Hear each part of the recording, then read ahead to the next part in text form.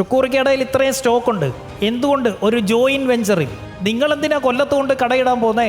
കൊല്ലത്തുള്ള ഒരാളെ നിങ്ങളുടെ joint venture പാർട്ട്ണറാക്കിയ പോരെ. അവൻ സ്റ്റോക്ക് എടുക്കണ്ട. തിരുവനന്തപുരത്ത് അവൻ സ്റ്റോക്ക് എടുക്കണ്ട. 14 ജില്ലയിലോട്ട് നമ്മുടെ വണ്ടി പോവാണ് എവറി ഡേ. മനോരമ പത്രം ഇടാൻ പോകുന്ന പോലെ അവൻ ഓർഡർ എടുക്കും, നിങ്ങൾ സാധനം ഇവിടുന്ന് കൊടുത്തോണ്ടേയിരിക്കും, പ്രോഫിറ്റ് അങ്ങോട്ടും ഇങ്ങോട്ടും ഷെയർ ചെയ്യും. എന്തിനേക്കാ എറണാകുളത്ത് കടയിടാൻ പോകുന്നത്? എറണാകുളത്തെക്കുറിച്ച് എന്തറിയാം ഷുക്കൂറിക്കയ്ക്ക്? കൊല്ലത്തെക്കുറിച്ച് എന്തറിയാം ഷുക്കൂറിക്കയ്ക്ക്? പക്ഷെ അവനറിയാം. അപ്പം എന്താ മിടുക്കൻ ചെയ്യണ്ടേ? ആരുണ്ടറാ എന്നോടും അച്ചുവിനോടും കളിക്കാൻ എന്ന് കീലേരി അച്ചു പറഞ്ഞ പോലെ തോളെ കൈയിട്ടേക്കുക. എന്തിനവനോട് അവൻ്റെ നാട്ടിൽ ചെന്ന് കോമ്പീറ്റ് ചെയ്യാൻ പോന്നു?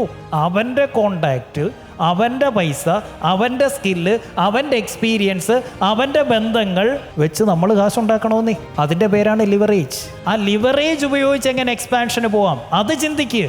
കാശ് ചെലവാക്കാതെ എക്സിസ്റ്റിംഗ് റിസോഴ്സുകൾ ഉപയോഗിച്ചുകൊണ്ട്, എക്സിസ്റ്റിംഗ് വണ്ടി ഉപയോഗിച്ച്, എക്സിസ്റ്റിംഗ് വെയർഹൗസ് ഉപയോഗിച്ച്, എക്സിസ്റ്റിംഗ് പ്രൊഡക്റ്റ് ഉപയോഗിച്ച്, എക്സിസ്റ്റിംഗ് സപ്ലയറെ ഉപയോഗിച്ച് എങ്ങനെ എനിക്ക് മറ്റൊരു മാർക്കറ്റിലേക്കൂടെ കയറാം, അതാണ് എക്സ്പാൻഷൻ.